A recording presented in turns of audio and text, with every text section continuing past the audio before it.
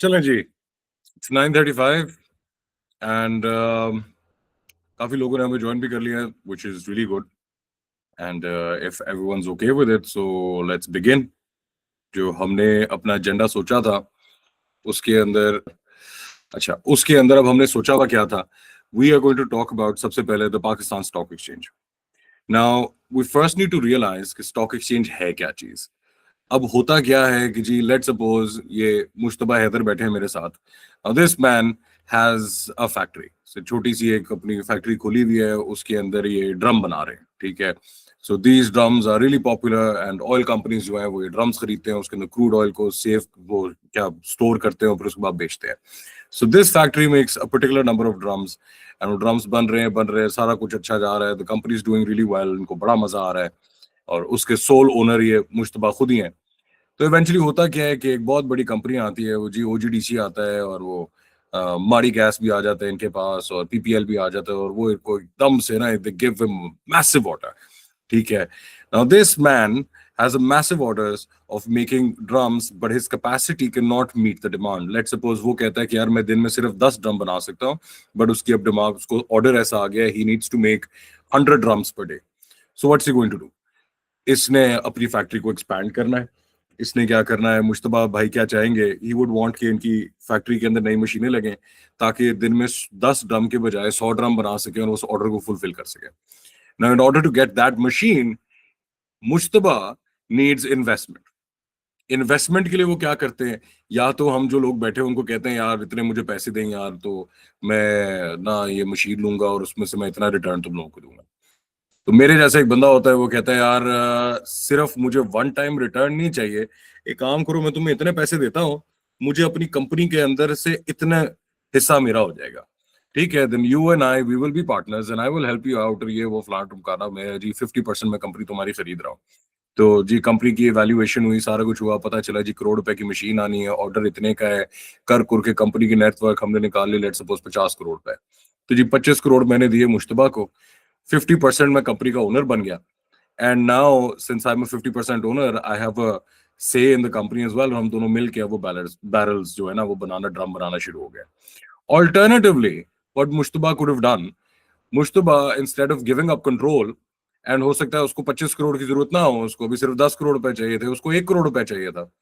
वो क्या कहता है कि वो अपनी कंपनी की पूरी वैल्यूएशन करता है, उसको लेके जाता है सिक्योरिटीज एंड एक्सचेंज कमीशन के पास, एंड सॉरी उनको जाके कहता है कि भाईजान ये मेरी कंपनी है, ये मेरे पास ऑर्डर्स हैं, ये इसका ऑडिट हुआ हुआ है, ये इसका ये है, ये पूरे फाइनेंशियल स्टेटमेंट्स दिखाता है, उसको हिस्ट्री भी दिखाता है, इतना कि सिक्योरिटीज एंड एक्सचेंज कमीशन जो है वो उसको वेरीफाई करके कहता है कि okay this company is legitimate और ये फ्रॉड नहीं है और ये काम कर रहे हैं और सारा कुछ है। वो पास्ट भी देखता है, प्रेजेंट भी देखता है, it's not like a company अभी पैदा हुई है और उसको ऑर्डर मिल गया और अब वो इन्वेस्टमेंट पकड़ा है। वो सारा कुछ देख के उसकी लिस्टिंग अप्रूव कर देता है और वो उसकी लिस्ट चली जाती है पाकिस्तान स्टॉक एक्सचेंज में। अब stock exchange itself is a market. जिस तरह इस्लामाबाद में सेंटोरस है, लाहौर में डॉल्बिन है, इट्स अ मार्केट। उस मार्केट के अंदर एक पर्टिकुलर बात होगी है कि जी इस मार्केट के अंदर कंपनियों के शेयर्स बिकेंगे। अच्छा जी, अब कंपनियों के शेयर बिकेंगे, वो कैसे बिकेंगे भाईजान, दुकानदार आएंगे, वो दुकान खोलेंगे, उसके अंदर शेयर बेच रहे होंगे। अब दुकानदार कौन है, वो है ब्रोकर। ब्रोकर के लिए उसने सबसे पहले स्टॉक एक्सचेंज में अपनी दुकान रजिस्टर करनी है, उसने अपने सारे रूल्स को सेट करना है, एक एक चीज ट्रांसपेरेंसी कर करके उसने कहना है जी अब मुझे दुकान मिल रही है, उसने स्टॉक एक्सचेंज के अंदर एक दुकान खोल ली। ब्रोकर कौन हो गया, के ट्रेड हो गया, एकेडी हो गया, जेएस हो गया, वो मुनीब बानी, वो अजीब सा नाम है उसका, वो हमेशा भूल जाता हूँ, वो हो गए। तो ये लोग जो है इन्होंने डिफरेंट दुकानें खोल ली हैं स्टॉक एक्सचेंज में। अब मुश्तबा ने क्या किया, मुश्तबा गया, उसने स्टॉक एक्सचेंज को जाके कहा कि जी ये उसकी उसकी सिक्योरिटीज एक्सचेंज कमीशन से ओके हो गया है, और उसने जाके कहा कि जी मैं अपनी कंपनी का लेट सपोज 10% हिस्सा जो है वो बेचना चाहता हूँ, या फिर 20% इन दिस केस, बिकॉज उसको 1 करोड़ चाहिए था और 50 करोड़ की कंपनी की वैल्यूएशन हुई है, उसको 1 करोड़ चाहिए। तो उसने क्या किया, उसने कहा मैं 20% अपनी कंपनी बेच रहा हूँ और आप इसको मैनेज करें। So now this is what we call an IPO, initial public offering. अब इसकी पहले कंपनी मुश्तबा की कंपनी जो प्राइवेट लिमिटेड थी, कि is just own by Mushtaba, and there is no other stakeholder, अगर कोई है तो वो उनका आपस का एक मामला है और उनका एमओयू वगैरह हुआ है, वो कंपनी अब जब स्टॉक एक्सचेंज के अंदर लिस्ट हो गई है, it is now not a private limited company anymore, it is now a public limited company. That means the public now owns the company, and Mushtaba is an employee of the company who owns 20%. बेच रहा था तो 80% shares Mushtaba के हैं, 20% जो है is now open for the public. अब जी stock exchange ने वो शेयर्स पकड़े 20% और कहा जी मार्केट में आ गए हैं, ये इसकी वैल्यूएशन हुई है. पर शेयर 50 करोड़ की कंपनी थी. लेट सपोज एक शेयर जो है वो अगर 10 रुपए के, तो आप फिर 50 करोड़ को 10 से डिवाइड कर लें तो ये नंबर ऑफ शेयर इसके हो गए हैं टोटल. एंड नाउ जिसने 20% में जितने शेयर खरीदने हैं वो किसी भी ब्रोकर के पास जाए, उससे कहे कि भाईजान मैंने कंपनी खरीदनी है, ये उसका आईपीओ हो गया है, वो आए उसने कंपनी खरीदी, वो सारे के सारे पैसे जो हैं उसके अंदर स्टॉक एक्सचेंज ने अपनी फी ली, उसके अंदर से वो सीडीसी ने अपनी फी ले ली, एनसीसीपीएल ने अपनी थोड़ी सी फीस ली, ब्रोकरेज ने जी अपनी फीस ले ली. तो वो फीस कितनी होती है, सारा कुल मिला के 0.15% ऑन एवरेज ये बन जाता होता है. इन्होंने 0.15% जो है वो अपनी फीसें ली और बाकी सारे पैसे पकड़ा दिए मुश्तबा भाई को. मैंने कहा जी 20% आपका था, आपने वो बेच दिया है, अब ये कंपनी पब्लिक की हो चुकी है, ये आपको पैसे चाहिए थे, आप अब गए, मुश्तबा भाई गए, उन्होंने जाके अपनी करोड़ रुपए की मशीन खरीदी, ड्रम धड़ाधड़ बनाना शुरू कर दिए. अब वो ड्रम बनते जा रहे हैं, बनते जा रहे हैं, बनते जा रहे हैं. कंपनी जो है उसकी प्रॉफिट्स और उनकी फाइनेंशियल स्टेटमेंट्स ऊपर आती जा रही है, आती जा रही है, आती जा रही है. And the people who bought those shares are saying यार ये तो बड़ा अच्छा काम हो गया. अब एक बंदा है उसने 5% ले लिया, एक ने 6% ले लिया, एक ने 0.1% ले लिया, इस तरह कर करके सबने वो 20% का हिस्सा ले लिया. अब कानून क्या कहता है कि if one person manages to purchase 10% of the company, वो ऑटोमेटिकली क्या, सबसे पहले अखबार में इश्तिहार देगा कि मैंने इस पब्लिक लिमिटेड कंपनी की 10% शेयर होल्डिंग रख ली है. Now I am a part of the board of directors. अब वो बोर्ड मेंबर बन गया है, उसके पास अब कंपनी के अंदर कंट्रोलिंग स्टेक आ गया. वो कहता है कि अब मेरे पास वोट है, मैं चाहूं तो मैं कहूं कि नहीं ड्रम ऐसा नहीं ऐसा बनना है, बट उसका से सिर्फ 10% का है. Mushtaba still has 80% and the remaining 10% is divided amongst all individual, जिस तरह हम है. अब मुश्तबा भाई जो है उनकी कंपनी काम कर रही है, उनके ऑर्डर्स फुलफिल होते जा रहे हैं, उन्होंने अब प्रॉफिट कमाया. अब प्रॉफिट कमाते हैं तो वो कहते हैं कि यार मेरे कंपनी में पार्टनर्स हैं, उनको भी उसका पैसा मिलना चाहिए.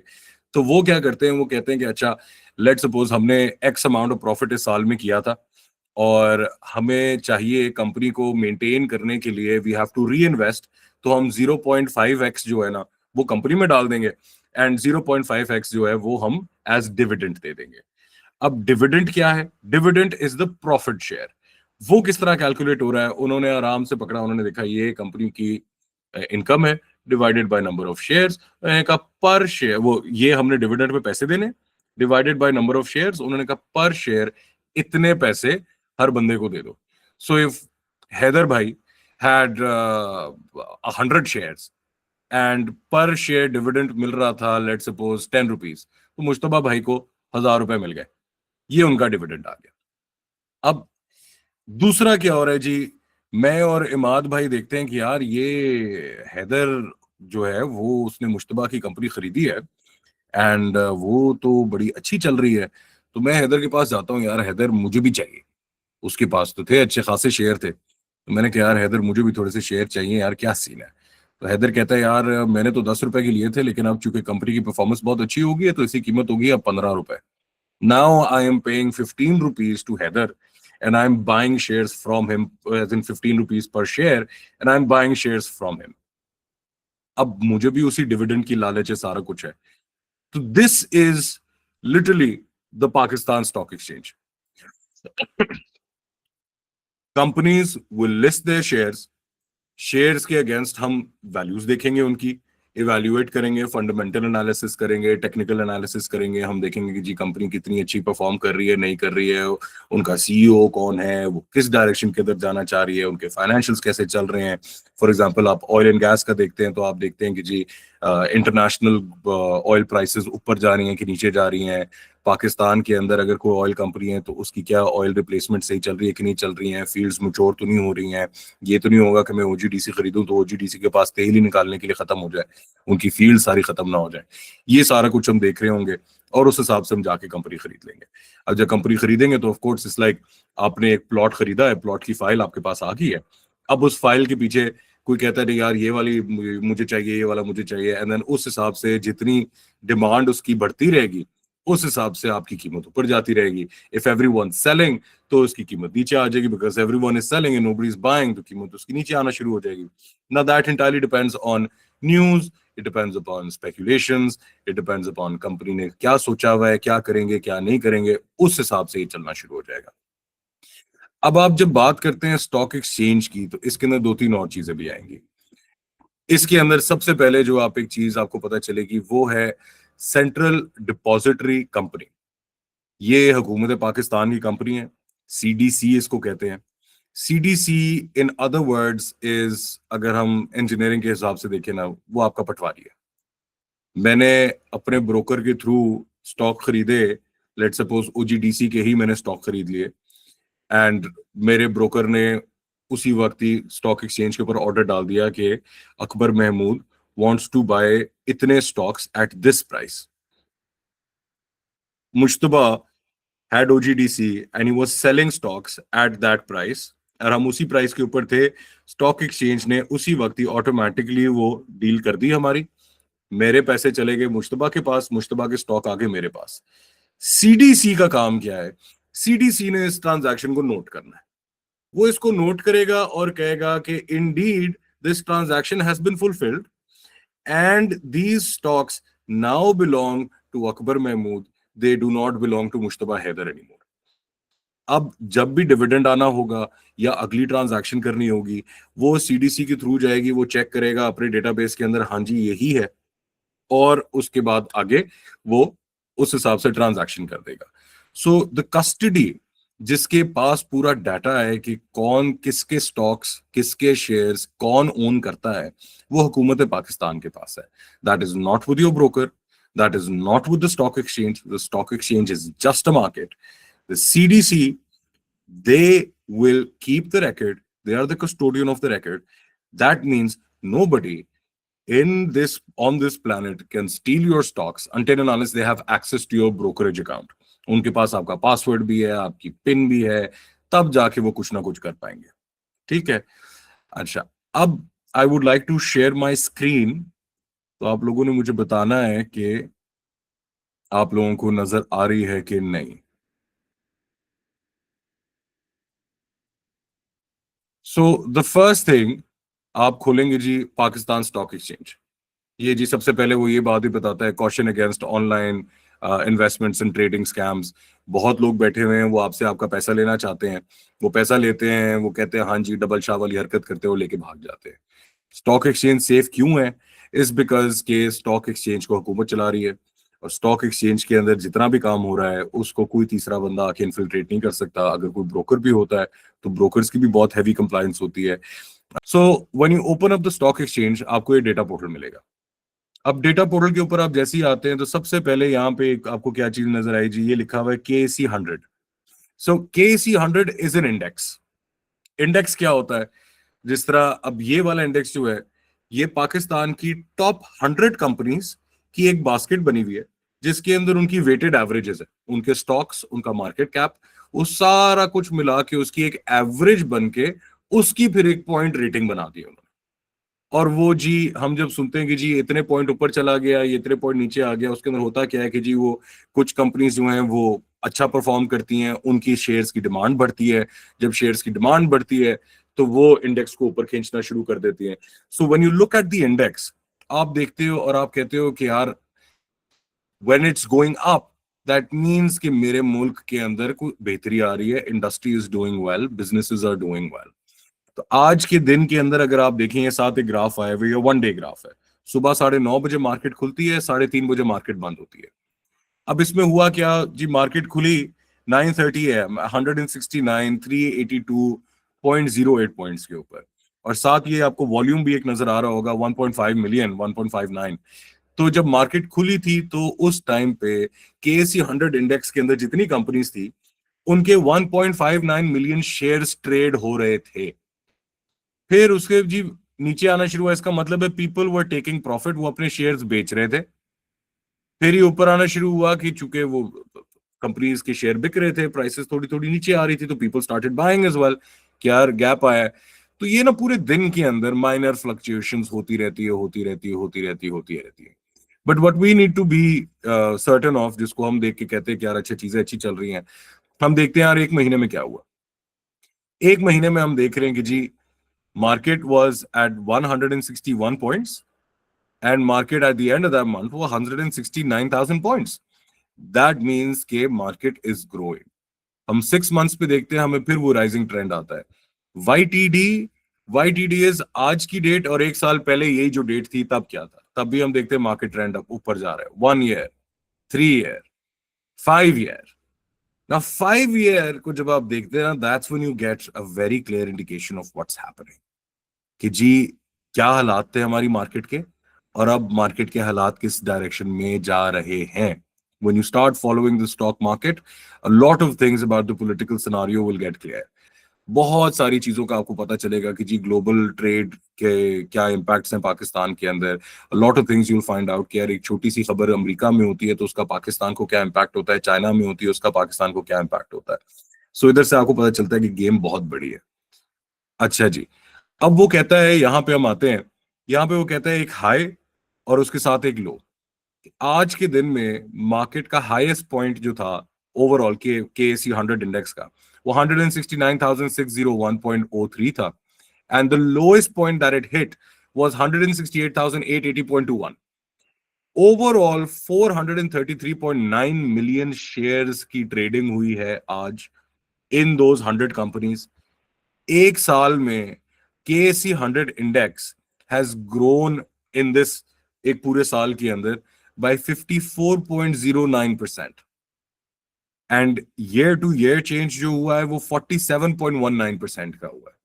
जब आप इसको देखते हैं ना, तो फिर आप सोचते हैं सबसे पहले कि यार on average if I had invested in one of these top 100 companies, तो ऑन एवरेज एक साल में मेरा return of investment would have been 54%। On the other hand हम सारे क्या करते हैं, और मैंने भी यही किया हुआ था, मैंने अपनी सेविंग्स डाली हुई थी अल्फलाह के अंदर एक सेविंग्स अकाउंट में। उधर मुझे शुरू शुरू में तो 22% भी आया जब इमरान खान गिरा, और उसके बाद पीडीएम आई, और हमारे वो बहुत हाई हुए हुए थे, क्या कहते हैं, इंटरेस्ट रेट्स। तो इंटरेस्ट रेट हाई हुए हुए थे, लोग जो हैं वो बिजनेसेस की तरफ इतना जा नहीं रहे थे, बिकॉज बिजनेस, अगर आप कंस्ट्रक्शन का बिजनेस भी करते हैं तो आपका रिटर्न क्या है, you getting up to 15% in profit, and 15% के अंदर फिर टैक्सेस आप काट लें, फिर वो जो लेन देन के काम है वो आप सारे काट लें, अनफोर्सीन सर्कमस्टांसेस निकाल लें, फिर वो जी क्लाइंट जो है वो पैसे नहीं दे रहा, बिल क्लियर नहीं कर रहा, वो निकाल लें, तो कर करके इफेक्टिव आपकी इनकम जो है वो 7 to 8% है। आपने जब देखा कि 7 to 8% मेरी इनकम के बजाय अगर जो मैं पैसे कंस्ट्रक्शन प्रोजेक्ट में डाल रहा हूँ मैं बैंक में डाल दूं तो आई मेक 22% पर ईयर, आपने उधर डाल दिए। फिर क्या हुआ, हालात थोड़े से बेहतर होना शुरू हुए, गवर्नमेंट स्टेबल होना शुरू हुई। अब regardless of whoever is in power, they remained in power and they took decisions। उन्होंने इंटरेस्ट रेट को कर दिया 11%। 11% पे इंटरेस्ट रेट आया, तो जो बैंक के अंदर बैठा था, जिस तरह मैं हूं, मैं बैठा हुआ था, मैंने देखा now my return has been reduced to after taxes 9.5%। Taxes, bank charges, वो सारा कुछ करके व्हेन इट्स डाउन टू 9.5%, तब मैं कहता हूँ यार ये इतनी अच्छी कमाई नहीं है। फिर मैं देखता हूँ 54% मुझे ये दे सकती है, तो मुझे क्या करना चाहिए। मैं आया जी, मैंने के ट्रेड के साथ अपना एक अकाउंट खोल लिया, मैंने इसको देखा, मैंने यहाँ पे आके अपनी इन्वेस्टमेंट करना शुरू की, मैंने एक छोटा सा पोर्टफोलियो बनाया। मैं, अच्छा एक और चीज भी इसके अंदर है बताने वाली, ये डे रेंज है। सो डे रेंज क्या होती है, Pakistan stock exchange for all companies, उसने एक छोटा सा अपना ना वो लगाया हुआ है, क्या कहते हैं, सेफ्टी। वो कहते हैं कि देयर कुड बी पीपल जो मार्केट को मैनिपुलेट करना चाहें, वो आहिस्ता आहिस्ता शेयर्स खरीदते रहे, खरीदते रहे, खरीदते रहे, प्राइस ऊपर लेके जाने के लिए, एंड देन एकदम से बेच दें और मार्केट क्रैश कर जाए उस एक पर्टिकुलर कंपनी की। उसको प्रिवेंट करने के लिए उन्होंने कहा कि जब कोई भी कंपनी के शेयर 10% को टच करेंगे, उससे ऊपर जा रहे होंगे, तो वहां पे उसकी सेल्स सस्पेंड हो जाएंगी। और अगर किसी भी कंपनी के शेयर 10% से नीचे आ रहे होंगे उसकी प्राइस, तब भी उसकी सेल परचेज जो है स्टॉक मार्केट के अंदर वो सस्पेंड हो जाएगी। तो वो जब सस्पेंड हो जाएगी तो ऑटोमेटिकली जो बंदा हरकत करना चाह रहा था उसकी हरकत वहां पे हो जाएगी कैप्चर। वो कैप्चर हो जाएगी and then everyone else would know कि यार ये दो नंबरी हो रही थी, ये हो रहा था, वो हो रहा था, and let's figure this out. अब इधर से हम नीचे जब आते हैं तो यहाँ पे आपको फिर स्टॉक एक्सचेंज की वेबसाइट पे मिलेंगे मार्केट परफॉर्मेंस। वो आपको बता रहा है सबसे ज्यादा कौन से स्टॉक की सेल हुई, सेल परचेस वट, सबसे ज्यादा प्राइस एडवांस किसने किया, इसको भी टेक नोट। 10%, 10%, 10%, 10%, 10%, ये एक टीपीएल जो है, ये क्या है, टीपीएल कॉर्पोरेट लिमिटेड, दैट बड़ी हेल्प हुई है। वो 12.84 के ऊपर है, तो इसकी कोई और रीजन भी हो सकती है। और ये टॉप डिक्लाइनर्स आ गए, इनको भी देखें, -10%, -10 पे -8 कर करके 6.54। So if you were to gain anything in a day, you can not gain more than 10%। If you were to lose anything in a day, you cannot lose more than 10%. लोग हम करते क्या है, हमारे पास एक ऑप्शन होती है जब हम किसी भी टर्मिनल पे या ब्रोकर के पास जाते हैं ना, तो हम उसको कहते हैं स्टॉप लॉस। अगर आपके पास फिजिकल ब्रोकर भी है ना, उसको आप फोन पे बैठ के बात कर रहे हैं, तो उसको भी आप कहेंगे कि यार मैंने 10 रुपए का स्टॉक लिया था, 9.5 रुपए के ऊपर इसका स्टॉप लॉस लगा दे। जैसे ही मार्केट 9.5 रुपए पे आएगी, वो आपका स्टॉक जो है ना वो उठा के फॉर सेल लगा देगा आपके शेयर्स। 9.5 के ऊपर किसी और ने खरीदना है, आपने कहना है अच्छा यार मेरा 10% नहीं वो हुआ, मेरा सिर्फ 5% का लॉस हुआ है, क्योंकि 5 पैसे उसमें तो क्या 0.5% का हुआ है, आपका फुल वो 10% का लॉस नहीं हुआ, तो आप बच गए। आप दूसरा ये भी कह सकते हैं कि यार इसको मैंने बचा के रखना है, जब ये 15 रुपए पे जाएगा ना तब इसको बेचना। अब वो महीने में जाए, वो हो सकता है अगले 5 दिन में चला जाए, वो हो सकता है वो 10 दिन में जाए, वो जाएगा, आपके ब्रोकर को पता है 15 पे जाएगा, इसने मुझे ऑर्डर दिया था 15 में, मैंने इसको लगा देना है फॉर सेल, 15 के ऊपर उसने फॉर सेल लग जाना है। अच्छा, इसी में ही आप जब फर्दर आगे जाएं तो you will find fixed income markets का, कि जी बॉन्ड्स की क्या कंडीशन है, गवर्नमेंट की सेविंग स्कीम्स की क्या कंडीशन है, ये उनके ऊपर बता रहे हैं कि जी उनका क्या हिसाब है। इसके अंदर मैं खुद वैसे घुसता नहीं होता और इतनी मैं कोई रिकमेंडेशन भी नहीं देता होता, बिकॉज इसका रिटर्न बहुत लो होता है। इतना लो रिटर्न है तो इससे अच्छा बैंक में पैसे डाल दो, उन्हीं को मैनेज करने दो, रिस्क भी कोई नहीं है। यहाँ पे है वॉच लिस्ट। वॉच लिस्ट के अंदर मैंने कंपनियां अपनी सेव की हुई हैं कि यार जिनको मैं आजकल देख रहा हूँ, तो इसके अंदर मुझे पता चल रहा है कि ओजीडीसी की प्राइस 272.4 है, और आज के दिन में -1.96 रुपीज इसकी प्राइस गई है। डे रेंज के अंदर वो अपने 10% प्लस माइनस के अंदर किधर बैठा हुआ था।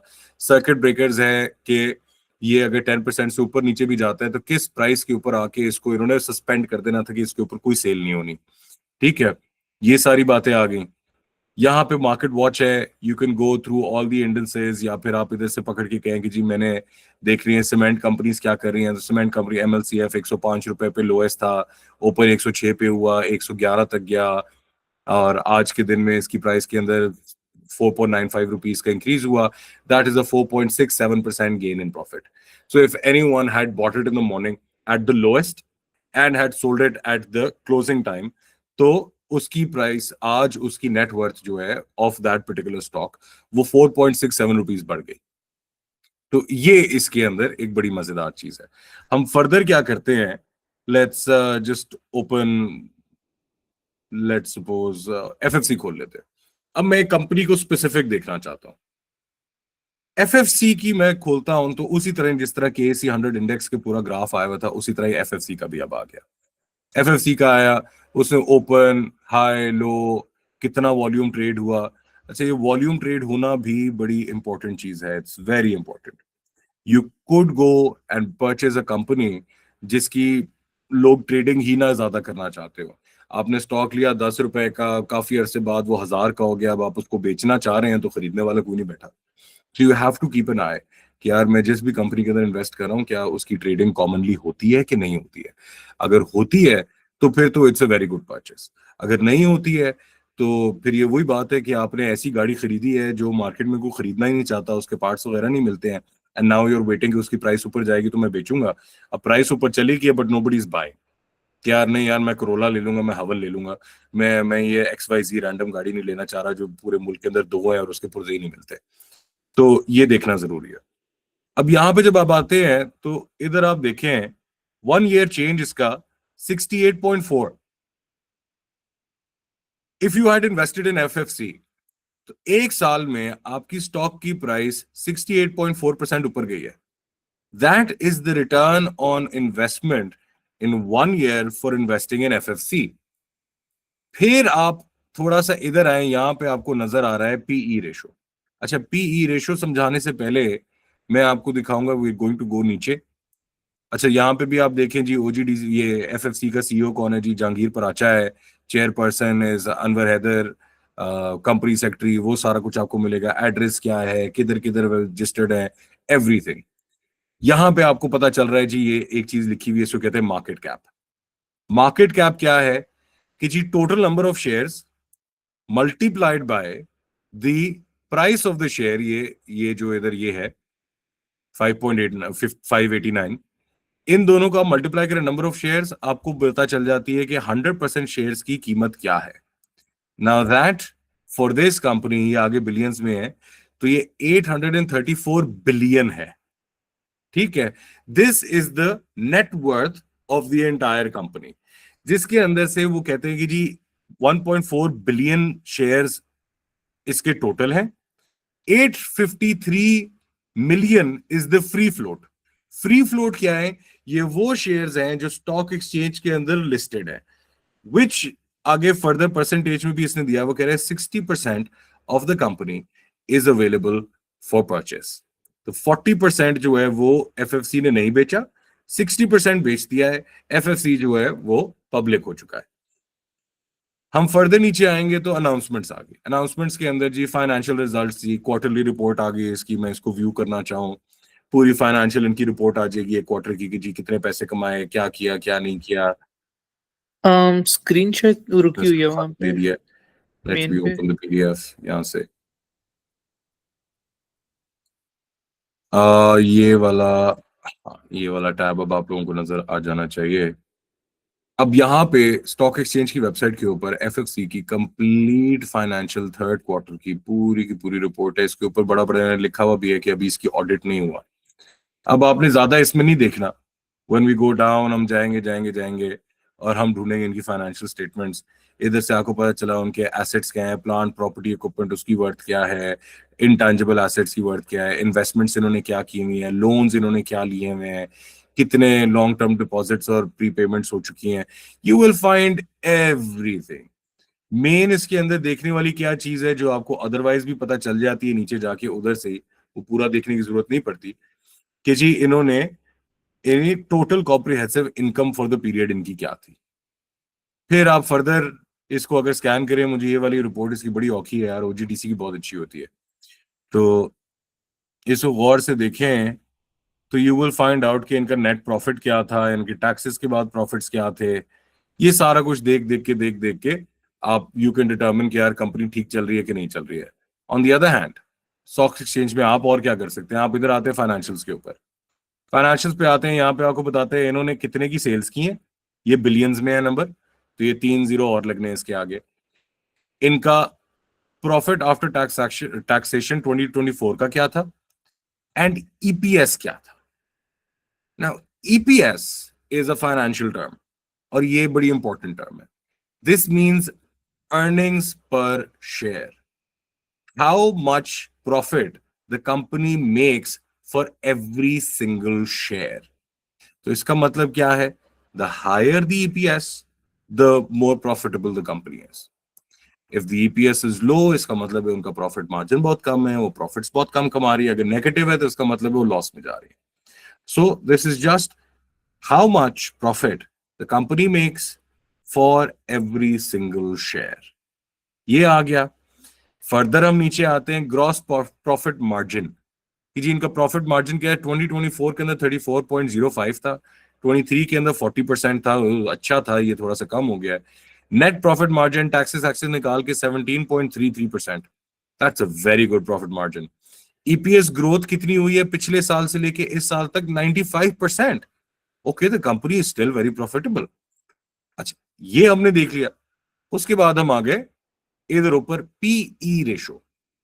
ये है प्राइस टू इक्विटी रेशो. अगर इसको मैं बिल्कुल सिंप्लीफाई करके बताऊं तो दिस इज योर पे बैक पीरियड. ये क्या है? It's a simple ratio, price divided by EPS, कि जी क्या शेयर प्राइस है और क्या ईपीएस है। इसको जब आप देखते हैं तो आप कहते हैं कि जी अच्छा, इसका लो ईपीएस है 10 है, इसका मतलब ये फेयरली वैल्यूड है, जो इसकी एक्चुअल कंपनी की औकात है उतने ही उसकी कंपनी की शेयर की प्राइस है, and everything is fine. It also tells you that if you were to buy a single share, it will take 11.16 years for you to get that money back in dividends या get that money back in capital gains, कि ये जी इतना मैं कमा लूंगा।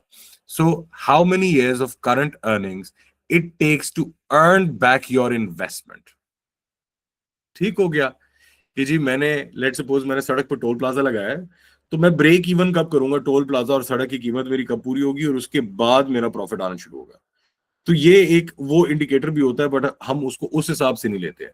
So what I look at इसके अंदर इसके, अब ये 11 पे अगर इवेल्युएट हुआ हुआ है पी रेशियो, तो आई वुड से कि यार अच्छा, this is a good evaluation, company की जो औकात है उसी के हिसाब से इसकी वैल्यूएशन हुई है, तो 11 से लेके 20 तक इसको हम देखेंगे कि वेरी फेयर है।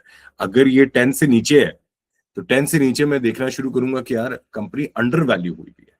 So either I am getting this share at a discount, कि जी इट्स अ डिस्काउंटेड प्राइस, और the company is not doing so well.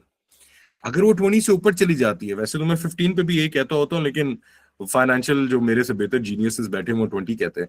तो 20 से ऊपर अगर चली जाती है तो फिर इसका मतलब है the company is either doing really well or it's over evaluated, and if I was to buy a stock in this company or share in this company, I am paying a premium. तो माड़ी की आजकल, अगर हम उस पे जाएं, माड़ी की आजकल काफी प्रीमियम हुई हुई है सिचुएशन। किधर गया? सॉरी, मैंने टैब ही क्लोज कर दिया तो उसने स्क्रीन शेयर खत्म कर दिया। मैं अगर इधर आता हूं, मैं यहाँ पे सर्च करता हूँ माड़ी। माड़ी और एफएफसी के बीच में अगर देखें तो इसकी हो रही है इवैल्यूएशन 14.12 के ऊपर। मैं कहता हूं मेरे हिसाब से 10 से ऊपर आई am paying a premium for this. और अगर मैं देखता हूं कि एक साल के अंदर माड़ी कितना बड़ा है, ओनली 13.74%, एक साल के अंदर। तो माड़ी की हाइप बहुत बनी हुई थी कि जी हम ये कर रहे हैं, वो कर रहे हैं, फलाना ढमकाना, बड़ा मजा आ रहा है, बट इतनी कोई माशाल्लाह से हमें खूबसूरत मिली नहीं उसकी रिटर्न्स वगैरह। ईपीएस भी उनका अच्छा चल रहा है, बट उनके शेयर की प्राइस इतनी महंगी हुई हुई है कि वो बहुत ज्यादा हाई पीई के ऊपर जा रहा है। But on the other hand, अगर मैं ओजीडीसी पे आता हूँ, ओजीडीसी आई लाइक बिकॉज मैंने ओजीडीसी खरीदा हुआ है और उसने मुझे अच्छा खासा गेन भी दिया है। तो उसका पी रेशियो है 7.01। अब ओजीडीसी का मुझे ये भी पता है कि यार 85% ये कंपनी तो गवर्नमेंट ऑफ पाकिस्तान ओन करती है, तो ये कंपनी तो फेल नहीं होने वाली है। मुझे ये भी पता है कि श्लम्बर्जर के साथ मिल के नए से नए साइट्स को ड्रिल कर रहे हैं, इनके पास ऑयल अच्छा खासा रिप्लेसमेंट भी हो रही है। इनका बैरल पर बैरल रिप्लेसमेंट वैल्यू जो है 1.67 है। तो एक बैरल जब ये निकालते हैं, एक्सट्रैक्ट करते हैं, तो 1.67 बैरल्स की रिप्लेसमेंट इनके पास अदर फील्ड्स के अंदर होती है। तो इनका बिजनेस कॉन्स्टेंटली चल भी रहा है। मुझे ये भी पता है कि पीपीएल माड़ी, क्या PPL OGDC and one more company, ये मिला के 25% रिकोडिक भी ओन करते हैं। तो रिकोडिक भी अभी इंशाल्लाह ऑपरेशन होने वाला है, वो ऑपरेशनल होगा तो इनकी ऑलरेडी शेयर प्राइस और भी ज्यादा ऊपर जाएगी। और मुझे ये भी पता है ये डिविडेंड्स भी देते हैं। और उसके साथ अगर पी रेशो मुझे नजर आता है कि जी वो 10 से नीचे है, इसका मतलब है कि मुझे इसकी एक्चुअल जो अमाउंट है ना, जो इसकी एक्चुअल वर्थ है इसकी स्टॉक की, शेयर की, उससे सस्ते में मुझे मिल रहा है और मुझे ले लेना चाहिए क्योंकि वो उससे सस्ते में है। तो ये इसके अंदर चीज आपको पता चली। फिर आगे इधर इन्होंने डीपीएस नहीं दिए हुए या मुझे मिल नहीं रहे हैं अभी। खैर, हमने पी रेशो भी कर लिया। अब हम आएंगे एक और चीज के ऊपर, प्राइस टू बुक पे। अब सिचुएशन ये है कि हर चीज आपको इधर थोड़ी सी ढूंढनी पड़ती है। ये रेशियोज में मैं आता हूँ एमएलसीएफ के, क्योंकि इन्होंने इसको स्टैंडर्डाइज किया हुआ है ना, तो थोड़ा सा डिफरेंट है। सो एक आपको चीज इसके अंदर और भी मिलेगी। For this you will have to open up ये सारी की सारी इनकी जो आगे रिपोर्ट्स होती है ना, वो आपको खोलनी पड़ेंगी उसके लिए। तो बाय द वे इसके अंदर आप देखें MLCF जो है 123.6% ऊपर गया है। तो people who had shares in this उन्होंने तो ईद मनाई है प्रॉपरली। और मैंने भी ये खरीदा था, मैंने 105 पे खरीदा था, आज 111 पे ट्रेड हो रहा है, मैं तो बड़ा खुश हूँ। So that's a very good क्या कहते हैं इंक्रीज फॉर मी, और ये एक हफ्ते के अंदर हुआ है, तो I am very happy. Plus PE ratio इसका 6.25 है। आपको पता है पायनियर सीमेंट भी ये खरीद रहा है, आपको पता है नोवा केयर हॉस्पिटल्स के अंदर भी ये घुसा है, आपको पता है इसने एग्रीटेक फर्टिलाइजर्स भी खरीद लिया है। आपको ये भी पता है कि ये 95% अपनी बिजली खुद बनाता है। You know for a fact इसके पीछे कोहिनूर स्टील मिल्स वाले बैठे हुए हैं, द सेम सैगल ग्रुप जो बैठा हुआ है, ये कंपनी चला रहा है। इस कंपनी ने ऊपर जाना है, इन्होंने अपनी ब्रांडिंग भी अच्छी की है। आहिस्ता आहिस्ता रेजिडेंशियल मार्केट के अंदर भी जो है ये आहिस्ता आहिस्ता बेस्टवे को रिप्लेस तो नहीं करे, लेकिन इट्स राइट देयर। अगर 2 बोरियां बेस्टवे की बिक रही हैं, 3 बोरियां बेस्टवे की बिक रही हैं, तो एक मेपल लीफ की भी बिक रही है, तो इनकी मार्केटिंग भी अच्छी चल रही है। So it's not bad at all. तो और ये अपने अभी 52 वीक रेंज के एक साल के अंदर जहां तक ये गया है उसके अंदर ये काफी हैवी जा रहा है। तो मतलब साल के शुरू के अंदर 41 रुपीस का था और अब 11 वो 104 तक पहुंचा है, तो दैट्स एक्चुअली प्रीटी गुड। इसके अंदर I see if I can find it यहाँ पे, बट इसके अंदर ना एक चीज आपको मिलती है, I should be able to find it somewhere.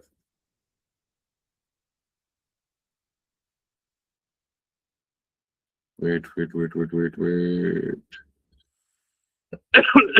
हम्म ये जो है ना, ये एक ना वैल्यूएशन हुई भी है। ये अगर जब आप पूरी वो फाइनेंशियल एनालिसिस वगैरह करते हैं तब आपको जाके सारी चीजें पता चलती है। तो यहाँ पे अभी ना 2 और आपको टर्म्स नजर आएंगी। एक इसके अंदर टर्म क्या है, ये PB, this is price to book. Price to book का मतलब ये होता है कि जी replacement cost versus market price क्या है। दिस इज आप समझ ले कंस्ट्रक्शन जबान के अंदर जी BOQ की जो मटेरियल कॉस्ट है माइनस आपके क्या कहते हैं स्टील कंक्रीट मटेरियल की कॉस्ट जो है ना, BOQ की actual cost minus the material cost, तो आप निकाल लें तो आपको पता चलेगा कि यार ये बाकी आपकी प्राइस क्या है। सो this is the cost of BRICS steel and land if you dismantle the company today. ठीक है, कि जो बेयर बोन्स इस कंपनी की औकात है वो ये है। अब अगर बुक वैल्यू इसकी 1 से ऊपर है, सो यूर बाइंग, क्या 1 से नीचे है, your buying the building for less than the cost of its materials. अगर करोड़ रुपया लगा था बिल्डिंग बनाने में और आपने 90 लाख की ले ली है, तो इसका मतलब है कि आपने 10 लाख डिस्काउंट के ऊपर ले लिया। अगर करोड़ रुपए इसके ऊपर लगा था लैंड प्लस कंस्ट्रक्शन कॉस्ट सारा कुछ मिला के, और आपने 1 करोड़ 10 लाख का लिया है, तो आपने 10 लाख का प्रीमियम दिया उसके ऊपर। अब वो कोई लोकेशन की बात होगी या कोई ब्रांड की बात होगी, समथिंग लाइक दैट। तो यहाँ पे हम क्या देख रहे हैं कि MLCF is 0.9 times the price to book ratio, इसका जो है ना वो 0.9 के ऊपर है। That means that when you buy MLCF you get a discount on it. Kohat आपको मिल रहा है 1.1 के प्रीमियम के ऊपर, PIOC पायनियर सीमेंट जो है 1.2 के प्रीमियम के ऊपर मिल रहा है। बट पायनियर की हमें बात ज्यादा करने की जरूरत नहीं है, बिकॉज पायनियर को MLCF एक्वायर कर रहा है, कंपटीशन कमीशन ने 27 नवंबर को उसको ओके कर दिया, तो वो खरीद लेगा। इसके अंदर एक और चीज है जिसको कहते हैं EV, ये enterprise value per ton. This is specific for the cement sector, मैं बाकियों में भी होगा, मैं अभी उधर तक पहुंचा नहीं हूं। बट इसके अंदर क्या है कि MLCF का अगर आप प्लांट खरीदते हैं, तो अगर आप उसकी वो कैपेसिटी के हिसाब से देखें, तो you will purchase that plant at, अगर आपने खरीद लिया है पूरा, you buying the actual physical machinery, तो वो आपको कॉस्ट कर रही है 37 rupees per ton of cement capacity जो उस प्लांट की है। कोहार्ट इज ऑल्सो 37, ये भी बराबर है। Pioneer is 42। जब आप फर्दर इसकी सीमेंट वाले सेक्टर की अगर रिपोर्ट्स पढ़ना शुरू करें, तो उधर आपको पता चलेगा कि to set up a cement factory from scratch, आज अगर आप एक नई सीमेंट फैक्ट्री बनाना चाहते हैं तो उसकी एंटरप्राइज वैल्यू पर टन इस वक्त पाकिस्तान में इज $60। तो इंस्टेड के मैं $60 पर टन, तो अगर फैक्ट्री बनानी हुई तो मुझे पर टन ऑफ कैपेसिटी $60 उसके पे करने पड़ेंगे। तो मैं दूसरी तरफ देखता हूं, अगर मैं MLCF की फैक्ट्री खरीद लेता हूं तो मुझे $37 की पड़ेगी। तो I am getting a very deep discount इस मामले के अंदर, वेरी डीप डिस्काउंट। यहाँ पे और चीजें भी आती हैं, शायद ये भी डिस्काउंट के ऊपर है, अंडर वैल्यू हुआ है, या फिर इनकी मशीनरी बहुत पुरानी हो चुकी है, नए मॉडल आ चुके हैं, इतनी कोई अच्छी मेंटेनेंस नहीं है, कंपनी अच्छा परफॉर्म नहीं कर रही है। बट मैं बाकी पूरा अपना फंडामेंटल एनालिसिस करके देखता हूँ, यार इनकी परफॉर्मेंस तो बड़ी अच्छी है।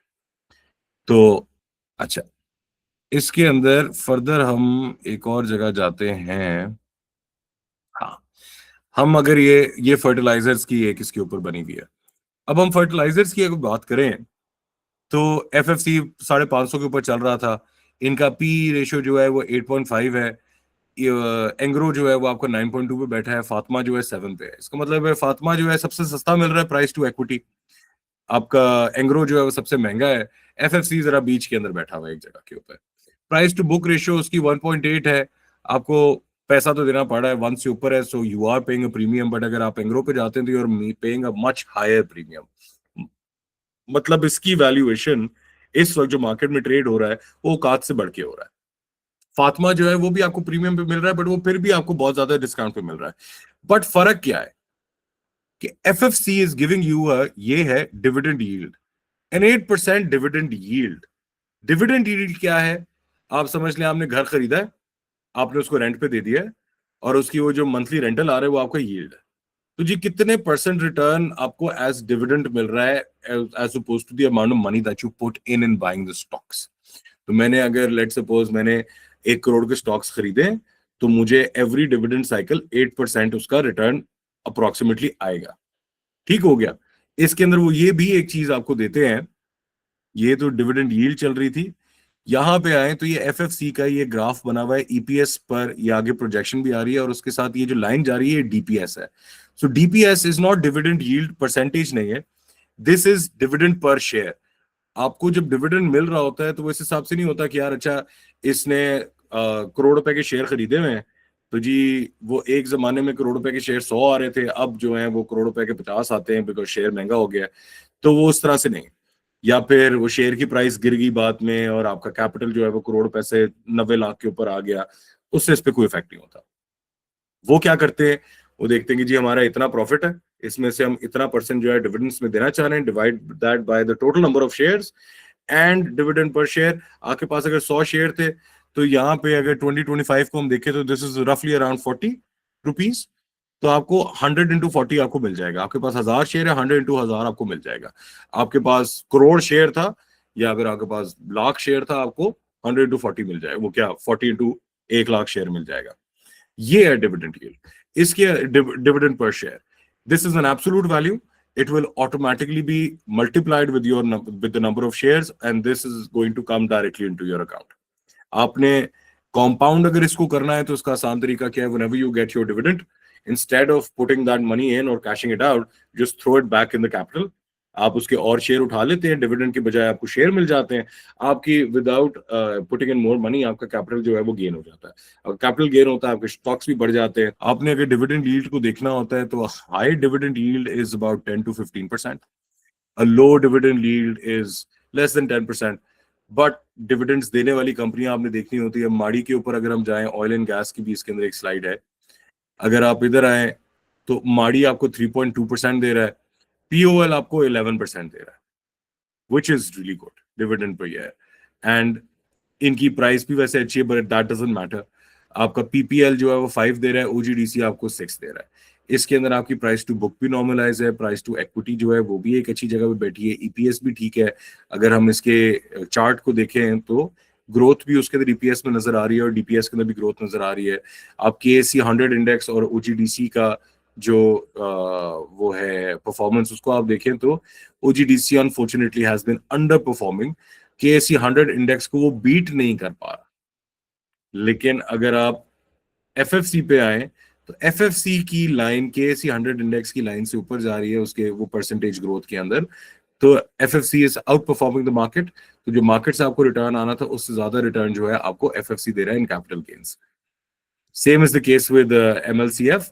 एमएलसीएफ के लिए 2025 का स्टार्ट फरवरी तक and November December 2024 was not that good, but उसके बाद they have been outperforming the market. थोड़ी सी सितंबर नवंबर में आके उसकी थोड़ी सी गेम नीचे हुई है, and that's possibly because of the Afghanistan वाला जंग हमारी जो पूरी शुरू हो गई उसके अंदर, एंड उसकी वजह से हमारे बॉर्डर्स बंद हो गए, तो इनकी एक्सपोर्ट्स अभी नहीं हो पा रही हैं to Afghanistan. So this is an indicator. अब मसला क्या है कि जी मैं अगर सारे के सारे एमएलसीएफ के स्टॉक ले लूं, तो एमएलसीएफ अगर जिस तरह भी नीचे आना शुरू हो गया है, तो मैं तो ये तो नहीं होना चाहिए। तो यहाँ पे बात आती है, उसको हम कहते हैं risk management. What we need to do is we diversify our investment. मेरे पास अगर लाख रुपए थे, तो 10,000 मैं एक कंपनी में डालूंगा, 10,000 मैं एक और कंपनी में डालूंगा, मैं एक और सेक्टर में डालूंगा, मैं एक और सेक्टर में डालूंगा। मैं ये कर करके आई विल मेक श्योर कि अगर मुझे किसी एक जगह से नुकसान होता है तो बाकी सारे मेरा वेट उठा के रखेंगे, तो मैं ओवरऑल ऊपर ही जाता रहूंगा, मैं अपने रिस्क को कर लूंगा मिनिमाइज। तो मैं क्या करता हूँ, मैं एक सीमेंट का स्टॉक ले लेता हूँ, एक बैंक ले लेता हूँ, एक फर्टिलाइजर में घुस जाता हूँ, एक ऑयल एंड गैस में घुस जाता हूँ। राइट नाउ मैंने ऑयल एंड गैस के अंदर ओजीडीसी लिया हुआ है, पीएसओ लिया हुआ है, और मैंने पीपीएल लिया हुआ है। फर्टिलाइजर के अंदर अभी मेरे पास कुछ नहीं है, वो मैंने नहीं लिया। बैंक भी मैंने नहीं लिया। सीमेंट मेरे पास है, एंड पावर के अंदर मैंने हब को लिया हुआ है, एंड ये सारे के सारे मुझे अभी प्रॉफिट दे रहे हैं, and my worth is increasing, so I am very happy उसके अंदर। एंड अभी आहिस्ता आहिस्ता मैं इसको और डाइवर्सिफाई भी कर दूंगा। मैंने बैंक्स की तरफ भी जाना है, एंड जितनी जितनी मैं अपनी खुद रिसर्च करता जाता हूँ उस हिसाब से मैं इसके अंदर घुसता जाता हूँ, and this is something that you will have to do. एक चीज, when you are investing in the stock market, please make sure, अगर कोई आपको कहता है कि यार ये वाला स्टॉक ले ले, तो आपने डायरेक्ट खरीद नहीं लेना। आपने सबसे पहले देखना है कि यार वो ये बात कर रहा है तो क्यों कर रहा है। आप अपनी रिसर्च करेंगे, खुद रिसर्च करेंगे, and only then you can say कि यार only then you can say कि यार I am going to invest in this particular stock. Otherwise आपने नहीं करना, ठीक है। You do your own research, and that's जब आप कहोगे कि यार मजा आया, मैंने अगर अपने पैसे किसी जगह पे डाले, मैंने अगर कोई स्टॉक खरीदा, तो I am responsible for the profit and loss, nobody else is. मैंने खुद एक किसी के कहने के ऊपर केटीएमएल के अंदर ज्यादा सारे पैसे डाले। केटीएमएल मैंने खुद खरीदा था 67 के ऊपर कपल ऑफ डेज को, आज मैंने 62.5 के ऊपर बेचा है, सो आई सफर्ड अ लॉस। मैंने क्या की गलती, मैंने उसकी बात सुनी, मैंने ले लिया, and I did not do my own research about it. MLCF मैंने खुद खरीदा, एमएलसीएफ मेरा ऊपर जा रहा है, मैं बड़ा खुश हूँ, एंड आई एम श्योर ये अभी और ऊपर भी जाएगा। टाइम लगेगा इसको, लॉन्ग टर्म होल्डिंग है, उसके अंदर जाएगा। अच्छा, स्टॉक मार्केट के अंदर फिर एक और चीज है, दो तीन और चीजें हैं actually. You could either be a trader or you could be an investor. Investor जो है वो लॉन्ग टर्म बैठा हुआ है, वो देखता है, जिस तरह मैंने अभी जितनी मैंने आपसे बातें की है, मैंने इन्वेस्टर के हिसाब से की है। वो देखता है कि यार एक साल के अंदर 123% ग्रोथ हुई है, and then I will look at कि यार इनके फिगर्स क्या चल रहे हैं, आगे न्यूज क्या चल रही है, do I expect the same amount of growth in the next year और in the next 2 years, 3 years, 4 years. I will put my money in. I will be very patient about it, and I will sit tight, relax, and I have nothing to worry about. कभी ऊपर जाएगा, कभी नीचे जाएगा, but मैंने क्या देखना है, मैंने जितनी लंबी इन्वेस्टमेंट करनी थी, अगर मैंने 1 year की भी करनी थी ना, तो मैंने देखना है एक साल के अंदर मेरा ये चार्ट क्या कहता है, और मैंने इस चार्ट के हिसाब से चलना है। और उसके अंदर जब मुझे लगे कि ओह कोई गड़बड़ होने वाली है, पैनिक बाइंग सेलिंग नहीं करनी है, मुझे लगे कि जी जंग हो गई, ये हो गया, वो हो गया, okay things are about to go down, मैं लिक्विडेट कर लूंगा इसको और मैं निकल जाऊंगा यहाँ से, ठीक हो गया। ट्रेडर क्या करता है, आज खरीदेगा कल बेच देगा, या फिर सुबह खरीदेगा शाम को बेच देगा। इतने शॉर्ट टर्म के अंदर कंपनी की परफॉर्मेंस चेंज नहीं होती है। इतनी शॉर्ट टर्म के अंदर सिर्फ और सिर्फ माइंड सेट होता है, और वो अनप्रडिक्टेबल माइंड सेट होता है, जिसके अंदर पैनिक के अंदर या तो लोग खरीदेंगे या पैनिक के अंदर लोग बेचेंगे, या तो इस तरह हो रहा होगा। और वो जो शॉर्ट टर्म फ्लक्चुएशन मार्केट की चल रही होगी, उसको वो स्किम करने की कोशिश करेगा ट्रेडर जो है, और वो कोशिश करेगा कि यार मैं उसके अंदर से पैसे अपने निकाल लूं। तो वो क्या कर रहा है, वो सट्टा लगा रहा है। वो कह रहा है मैंने इतने का खरीदा है, आज शाम तक इतने का होगा, मैं बेच दूंगा। जो मैंने केटीएमएल के साथ किया था, वेरी ऑनेस्ट, मैंने सट्टा लगाया था। मैंने कहा ये ऊपर जाएगा, मुझे पास कोई इन्फॉर्मेशन नहीं थी, नथिंग व्हाटसोएवर, और वो ऊपर जाने के बजाय नीचे आया, और फिर मैंने 62.5 पे बेचा था। अभी वो केटीएमएल को अगर मैं दोबारा यहाँ पे खोलूं, तो कोहिनूर टेक्सटाइल मिल्स प्लीज 62.65 पे क्लोज हुआ। तो चलो जितने का मैंने बेचा था उससे थोड़ा सा ऊपर ही क्लोज हुआ है, वरना ये 61 पे भी गया था, and I was very scary for me. मैंने ये नहीं देखा कि यार मैं देखूं इन्होंने एक साल में क्या किया है। तो एक साल के अंदर मैंने देखा हाँ जी ये ऊपर गया है, फिर ये एकदम से डिप भी किया है, फिर ऊपर आया, फिर डिप किया है, मार्केट करेक्शन का भी टाइम चल रहा है। मैंने पैनिक में बेच दिया। मैं समझा ये शॉर्ट टर्म ट्रेड होगी। हो सकता था कि अगर मैं इसको उठा के रखता तो मार्केट करेक्शन के अंदर ये जिस तरह ये इधर से उठ के बाकी स्टॉक एक्सचेंज के साथ ऊपर गया है, हो सकता है करेक्शन कर करके थोड़ा सा फ्लक्चुएट कर करके वापस अपनी एक्चुअल प्राइस के ऊपर आ जाता। बट मैं ट्रेडिंग के जहन से कर रहा था KTML and I lost. Always remember, when you're gambling on something, the house always wins. And the house in this case is KTML. It is not you and I. 90% of traders will always lose. You must also realize कि एक चीज होती है उसको कहते हैं ये brokerage फी, उसके अंदर कैपिटल गेन्स टैक्स भी आता है। ये सारा कुछ मिला मिलू के सारा कुछ करके अगर आपने ट्रेडिंग करनी है तो अनटिल एंड अनलेस मैं अभी ये स्क्रीन बंद भी कर रहा हूँ तो वापस आ जाओ गूगल मीट। हाँ, until and unless you are making, how do I stop sharing? हाँ, stop sharing, sorry. Until and unless, अच्छा सॉरी यार आप लोगों की चैट भी चल रही थी बट वो मैं स्क्रीन शेयर कर रहा था तो I couldn't see this chat. I am really sorry, अगर बीच में कोई बोल देता तो that would have been easy. खैर, until and unless आपके पास कोई अच्छा हाँ, आई सॉरी मैं भूल गया। So if you are even trading, आप डे ट्रेड कर रहे हैं, जब तक आपका कैपिटल गेन एक दिन के अंदर या व्हेनेवर 0.551% टच नहीं करता, आप ब्रेक इवन नहीं करते। क्योंकि आपने जब ट्रांजैक्शन करनी है आपकी ब्रोकरेज फी भी जाएगी, CDC के भी पैसे जाएंगे, स्टॉक एक्सचेंज के भी जाएंगे, कैपिटल गेन्स टैक्स भी आएगा, विथ होल्डिंग टैक्स भी आएगा, एंड ये सारा कुछ अमाउंट करके आपकी ट्रांजैक्शन का 0.51% बन जाता है।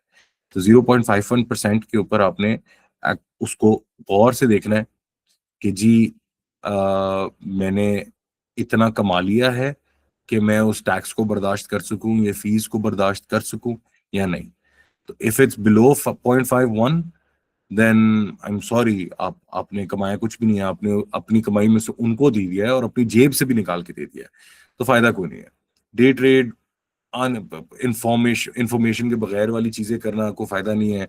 कंक्रीट भी हम पोर करते हैं तो वी वेट फॉर 28 डेज कि उसकी स्ट्रेंथ पूरी आ जाए, एंड इसके अंदर भी है कि when you put your money in you have to wait, you have to trust the process, and उसके ऊपर जाके चीजें ऊपर होती है।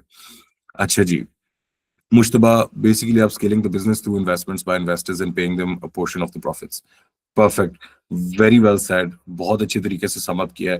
That's exactly what we are doing. हम कैपिटल उठाना चाहते हैं तो हम मार्केट के अंदर कंपनी को लिस्ट करते हैं, लोग पैसे देते हैं, कंपनी का हिस्सा खरीद लेते हैं, वो पैसा हमारे पास आता है, हम कंपनी को एक्सपैंड करते हैं और उससे रिटर्न आता है वो हम शेयर होल्डर्स में बांट देते हैं। This is how the market works. I've just got my NCCPL verification today and I'm using JS. So do you suggest continuing JS or should I move to K-Trade? JS भी अच्छा है। JS used to be KSB का partner, फिर वहां से वो हट के जहांगीर सिद्दीकी ने अपना अलहदा बैंक बना लिया था। K-Trade की जो सबसे अच्छी बात यह है 2018 के अंदर was the first digital portal जिसके ऊपर ब्रोकरेज आई थी एंड लोगों को इतना आसान उन्होंने कर दिया था। K-Trade का एक वार्सिटी प्रोग्राम भी है जिसके अंदर CFA लेवल कोर्स है पूरा का पूरा, मैं भी उसको कर रहा हूँ साथ साथ, बिकॉज मुझे भी इसके अंदर आए कोई 3 हफ्ते हुए हैं, महीना भी नहीं हुआ अभी पूरा इस काम को स्टार्ट किए। तो वो पूरा कोर्स है विच इज फॉर फ्री, उसको भी आप देख सकते हैं। इनका एक रिसर्च पोर्टल है, if you want I can share my screen again and I can show you कि वो किस तरह का है। तो वो रिसर्च पोर्टल जो है वो भी बहुत अच्छा है, वहां से आपको बहुत ज्यादा इंफॉर्मेशन मिल जाती है। NCCPL वेरिफिकेशन अगर आपकी आज हो गई है, if you have opened a Sahulat account, then you can only have one Sahulat account with a broker. You cannot open up another Sahulat account with anyone else. And जब तक आपका account खुलता नहीं है तब तक आपका UIN नंबर जो है, ये unique identity number which is also your CNIC number, वो JS के प्रोसेस के अंदर CDC और NCCPL के साथ पड़ा हुआ है। So you will first have to open up your JS account, and JS account जब खुल जाएगा, एक्टिवेट हो जाएगा, only then you can open up with any other broker. Sahulat account can only be with one broker at a time. A normal account can be opened with, I believe, up to 5 brokers, and आप आधा portfolio JS के पास रखें, आधा K-Trade के पास रखें। At the end of the day, you have to look at आपको support कहाँ पे अच्छी मिल रही है, आपने देखना है कि आपकी यूजेबिलिटी कैसी है, ऐप कैसी है, टर्मिनल कैसा है, रिसर्च आपको कैसी, एक्सेस टू रिसर्च कैसा मिलता है। जो आपको उस हिसाब से बेहतर लगे आप उसकी तरफ जाए। मैं खुद के ट्रेड यूज करता हूँ और मैं तो बड़ा खुश हूँ। अच्छा, मुश्तबा ने एक बड़ी मजेदार बात आगे और भी की है। वो कह रहे हैं why not just invest in a stock fund. अच्छा, स्टॉक फंड्स जो होते हैं दीज आर ईटीएफ्स। ईटीएफ्स क्या करते हैं कि जो लेट्स सपोज KSE 100 इंडेक्स है या हम KMI 30 की बात करते हैं। KMI 30 के ईटीएफ है, मीजान बहुत बड़ा ईटीएफ उसका रन करता है। KMI is an index of top 30 शरिया कंप्लायंट कंपनीज। इनकी बड़ा बहुत स्ट्रिक्ट शरिया कंप्लायंस है। एंड उसके अंदर इस तरह है कि जी ये कंपनी शराब नहीं बेचती, सिगरेट नहीं बनाती, ये टोटे नहीं बनाती, ये कंपनी जो है ऐसे पुठे काम नहीं करती जो शरिया के खिलाफ है। कंपनी की इनकम जो है एक सर्टेन परसेंटेज जो है उससे ऊपर, आई थिंक इट्स 5% या 33%, आई am not exactly sure, but इस पर्टिकुलर परसेंटेज से ज्यादा कंपनी की इनकम जो है does not rely on interest. Loans के ऊपर ये सूद नहीं लेते, ये नहीं करते, वो नहीं करते। सो if you interested in that आप वो भी कर सकते हैं। तो व्हाट यू डू इज आप जाते हैं कि उस पे, अच्छा आप, so what you do is you go to Meezan, आप वहां से जाके ईटीएफ में उनके इन्वेस्ट कर देते हैं। वो क्या करेगा, जिस डिस्ट्रीब्यूशन के साथ KMI 30 के वेटेजेस डिस्ट्रीब्यूटेड है ना, उस हिसाब से वो आपके पैसे उस पूरी कंपनियों के अंदर इन्वेस्ट करते हैं। They will charge of course a fee, and जो जो KMI 30 ऊपर जाता जाएगा उसी तरह के रिटर्न आपको ईटीएफ से मिलता रहेगा। ईटीएफ के अंदर ये है कि लो रिस्क लो रिवॉर्ड। तो जिस तरह मैं दिखा रहा था आपको मेन पेज के ऊपर, आई am really sorry I just saw this, मैंने हर दफा वो नया टैब खुल जाता है उसके अंदर और नया टैब पे मैंने वो स्क्रीन शेयर स्विच नहीं किया, तो you were all stuck at the main page. But जब भी आप एक उसमें जाते हैं ना, व्हाट्स इट कॉल्ड, ईटीएफ में जाते हैं, तो बल्कि हमने वो उस पर भी देखा होगा, स्टॉक एक्सचेंज ने KSE 100 इंडेक्स ने 38% का अपसाइड दिया था, बट जब हम MLCF पे गए थे तो उसने 123 या 143 का दिया हुआ था upside. So of course MLCF में अगर मैं सिर्फ पैसे डालता हूं तो मेरा रिस्क भी हाई है, MLCF can fall as well. KSE 100 पे जाता हूं तो उसके अंदर फॉल के चांसेस जो हैं वो कम होते हैं, बिकॉज आप ओवरऑल एक 100 कंपनीज की बास्केट को देख रहे होते हो। या आप KMI 30 पे तो आप 130 शरिया कंप्लायंट कंपनीज की बास्केट को देख रहे होते हो, तो कोई ना कोई कंपनी अगर एक नीचे जाती है तो बाकी उसको खींच के ऊपर ले आती है। तो लो रिस्क, रिस्क भी कम है लेकिन रिवॉर्ड भी उस हिसाब से कम है। तो if you want to do it, it's safe investment. बहुत लोग करते हैं ईटीएफ, तो आप उसको भी करें। It all boils down to आपकी अपनी एपेटाइट फॉर रिस्क क्या है। आप एडवेंचरस होना चाह रहे हैं या फिर आप चाहते हैं कि आप बस खामोशी से सब कुछ होता रहे, मुझे कुछ ना करना पड़े, मुझे सोचना भी ना पड़े, यार बस ईटीएफ ले लो, थोड़े थोड़े पैसे आ रहे हैं बस फिट है। पर ईटीएफ के अंदर फिर वो डिविडेंड्स वाली गेम नहीं है। अह, वो तलहा कह रहे हैं जेएस से आज एक ट्रेड की थी मैंने, so I should continue initially here, later I can shift. Man, it's entirely up to you, it's entirely up to your क्या कहते हैं वो एक्सपीरियंस विद जेएस। अगर खुल गया है आप उसको इस्तेमाल करो, जरूर करो। एंड लेटर ऑन आप चाहो तो पूरा का पूरा अकाउंट वहां से बंद करके के ट्रेड पे ला सकते हो, या फिर आप ऑटोमेटिकली के ट्रेड पे नया अकाउंट भी खोल सकते हो। It doesn't matter. All of these brokers, ये सारे के सारे आपका अकाउंट वो जो है स्टॉक एक्सचेंज पे गेटवे हैं, दुकान है, एंड सबकी स्ट्रिक्ट कंप्लायंस है, कोई आपसे चोरी करके भाग नहीं सकता। ब्रोकर्स की पूरी लिस्ट जो है, रजिस्टर्ड ब्रोकर्स की लिस्ट आपको स्टॉक एक्सचेंज की वेबसाइट के ऊपर भी मिलेगी। So you don't have to worry about कि कोई गड़बड़ हो जाएगी, ये हो जाएगा, वो हो जाएगा। So you with JS, you with JS, you with के ट्रेड, यू विद के ट्रेड। के ट्रेड की एक और बड़ी मजेदार चीज है, मैं आपको वो दिखाता हूँ। ये चीज आपको बाकियों में नहीं मिलेगी। अ, त, त, त, त, त, त, त, त, है if I was to share, यार ये इधर क्यों नहीं आ रहा? एक second, may be it is possible. यार होना तो चाहिए। I am going to share my entire screen. आप लोगों को मेरी स्क्रीन नजर आ रही है ना? अच्छा मुझे बताएं, कैन यू सी दिस? यार दिस इज द के ट्रेड का वो क्या कहते हैं, desktop terminal. I love it. App में इस्तेमाल करता हूँ बहुत कम। ऐप का मैं क्या करता हूँ कि मैं आराम से बैठूंगा एक्सप्लेनेशन मैं फोन पे भी दिखाता हूँ। साथ में वो ऑजी मैन रिव्यूज देख रहा था, बड़ा मजा आ रहा था। अच्छा नहीं, मैं ऐप अभी थोड़ी देर बाद खोलता हूँ। सो ये टर्मिनल जो है ना, ये मुझे इंडेक्सेस भी दिखा रहा है सारे के सारे, if you can see my cursor. मुझे अभी मार्केट बंद है तो कुछ नहीं हो रहा। मुझे मेरी ये वॉच लिस्ट है, मैं जिन जिन स्टॉक्स को देख रहा हूँ, मुझे पता है एमएलसीएफ लास्ट वन 10.93 के ऊपर हुआ है, 4.95 का चेंज हुआ है इसके अंदर। हाँ, मेरा दोस्त डोटा भी खेलने लगे। और ये इतने पॉइंट्स ऊपर गया है, ये इसका चेंज है। बाकी सारी चीजें आपको नजर नहीं आ रही, but this is everything that happens. आप इधर से आए, आपकी ऑर्डर समरीज भी आ रही हैं, ट्रेड बुक भी आ रही है, कैश बुक आ रही है, पोर्टफोलियो वॉच आ रहा है। पोर्टफोलियो में आपको मतलब मेरी सारी इन्वेस्टमेंट्स आपको नजर आ जाएंगी। दैट्स नॉट, मैं ये नहीं खोल रहा, it's very private and personal. But जब इधर देखें, मैं वॉच लिस्ट के ऊपर आता हूँ, तो यहाँ पे यू कैन सी, मैंने MLCF माड़ी पे क्लिक किया तो अभी यहाँ पे मुझे ना पूरे जो अभी करंट ऑर्डर्स लिस्ट हुए हुए होते हैं वो भी आ रहे होते हैं स्टॉक एक्सचेंज के ऊपर। किसी ने कितने का लगाया हुआ है, किसी ने कितने का लगाया हुआ है, वो सारी इंफॉर्मेशन मुझे इधर मिल रही होती है। मैं आराम से आता हूँ, मैं लेट्स सपोज हब पे आता हूँ, मैं कहता हूँ I want to sell it, ये एक विंडो खुल जाती है। मुझे पता है मेरे पास हब के कितने हैं, वो पड़े हुए हैं स्टॉक्स।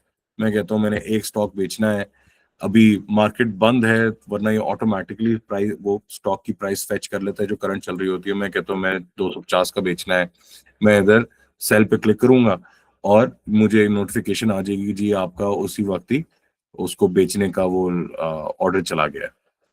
जब आप वो करेंगे, ऑर्डर चला गया है, थोड़ी देर बाद किसी ने खरीद लिया तो आपको नोटिफिकेशन आ गई खरीद लिया। उसके बाद आपको ईमेल भी आएगी, CDC से भी ईमेल आएगी, आपको के ट्रेड से भी आएगी, जी इतने का आपने खरीदा, ये हुआ वो हुआ। एंड देन उसके बाद मैं पोर्टफोलियो वॉच में आऊंगा, तो यहाँ पे जब मैं इसको चेक करूंगा तो मुझे वो बताएगा कि जी क्या प्राइस पे आपने लिया, किस प्राइस के ऊपर अब ये खड़ा हुआ है, क्या हो रहा है क्या नहीं हो रहा। The best thing in that I like about के ट्रेड, मैं रिसर्च पे क्लिक करता हूँ एंड मेरे पास उसका डैशबोर्ड खुल जाता है। अब डैशबोर्ड के अंदर ना मैं एक तो वो एडवांस स्क्रीनर वाला होता है, वो मैं देखता हूँ। दूसरा उसके अलावा एक बड़ी मजेदार चीज होती है यार, FFC खोलेंगे हम। मैं इधर आता हूँ, मैं FFC सर्च करता हूँ ना, तो एक तो ये मुझे जिस तरह स्टॉक एक्सचेंज के अंदर मुझे सारी बातें बता रहा था वो सारा कुछ मिलेगा। उसके बाद में इधर आऊंगा, मुझे फाइनेंशियल मिलेंगे, इसकी परफॉर्मेंस सारी की सारी मिलेगी, नेट प्रॉफिट ग्रोथ, उसके पूरा ट्रेंड, वो Q3 2025 में क्या था और पिछले सालों से क्या चलता आ रहा था, सेल्स किस तरह की चलती रही, EPS उसका किस तरह चेंज हो रहा है पूरे क्वार्टर के अंदर, 2025 के अंदर क्या चला। फिर प्रोफाइल के अंदर आता हूँ, तो यहाँ पे मुझे ये तक पता चलता है कि प्रेसिडेंट ऑफ पाकिस्तान के 0.67% शेयर हैं इस कंपनी के अंदर भाई। ये मुझे नहीं पता था, ये मुझे स्टॉक एक्सचेंज से भी नहीं पता चल रहा था। एसोसिएटेड कंपनीज 43.51, जनरल पब्लिक के पास 25.36 है, म्यूचुअल फंड्स एंड मुदाराबाज जो हैं वो 3.69% उनके हैं, बैंक्स 9.02% कंट्रोल करते हैं इस कंपनी को, फॉरेन कंपनीज, अच्छा बाहर के मुल्कों ने भी इसके अंदर खरीदा हुआ है। These are things that I can find out यहाँ से। फिर परफॉर्मेंस मेट्रिक्स, मेरे पास पूरा कितने परसेंट प्रॉफिट मार्जिन का क्या चल रहा है क्या नहीं चल रहा हिस्टोरिकली, ये 2018 से लेके टू डेट मुझे ये सारा बता रहा है कि जी यहाँ पे क्या है, पूरे ट्रेंड ग्राफ्स भी बने हुए हैं। So it's very easy to look at and it's very easy to analyse कि क्या हो रहा है। आप फाइनेंशियल्स में आ जाएं तो मुझे ये पूरी हर साल की स्टेटमेंट भी दे रहा है। मैं अगर चाहूँ मैं क्लिक करूंगा और content is block, attack this, I don't know to fix the issue. अच्छा ये पता नहीं क्या सीन है, वैसे इस तरह होता नहीं होता। You can alternatively do that, यहाँ से भी क्या कहते हैं PSX पे जाते हैं हम, डाटा पोर्टल पे जाएं, ठीक है।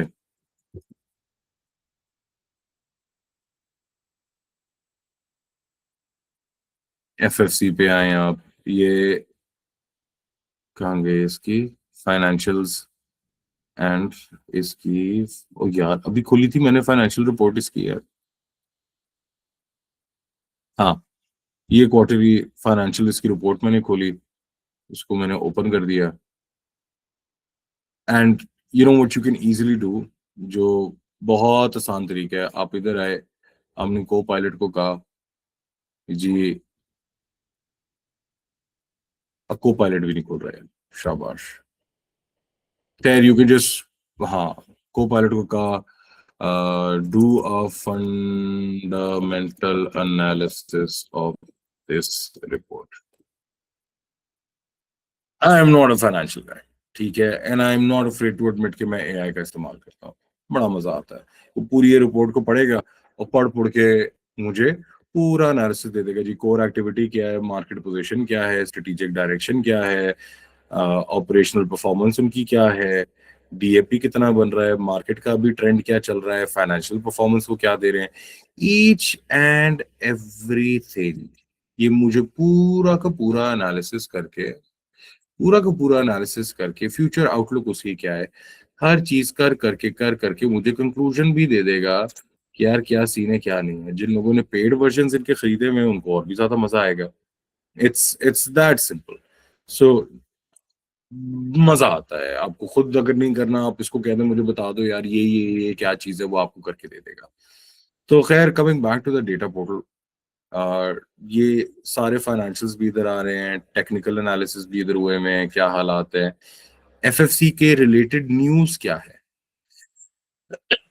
आपने ये अगर पोर्टल खुला हुआ होता है तो रियल टाइम के अंदर जैसी कोई आर्टिकल कहीं पब्लिश होता है जो एफएफसी को किसी तरीके से अगर करता है, तो ये जी Karachi Fauji fertiliser company has proudly been recognised with best corporate excellence award for 9th time in fertiliser sector.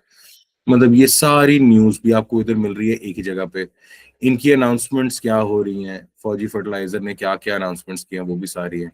इनके ऊपर कोई रिसर्च डॉक्यूमेंट अगर है तो अभी कोई करंट नहीं है। इनसाइडर ट्रांजैक्शन के अंदर अंदर कंपनी की सीनियर मैनेजमेंट ने क्या क्या ट्रांजैक्शंस की हैं वो भी आपके पास आ रही हैं कि जी ये सीनियर मैनेजमेंट के अंदर कर्नल सलार मलिक हैं, उन्होंने कितने के खरीदे, 1700 शेयर खरीद लिए उन्होंने, 570 रुपए पे खरीदे थे, ये उसकी वैल्यू है। ये भी आपके पास सारी है।